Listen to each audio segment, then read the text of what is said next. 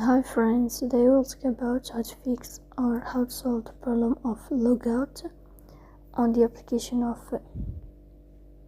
SayHi. We click on settings, then you can click on apps, default apps, app settings. On above we can search about SayHi,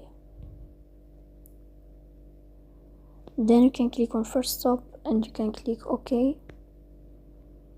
Here we'll enter to the window of storage. Then you can click on clear cache. In the end you can turn off your phone and you can turn on your phone again to fix that problem. So please don't forget to support us by like and subscribe. See you next time in another video, and thank you for your attention and your watching.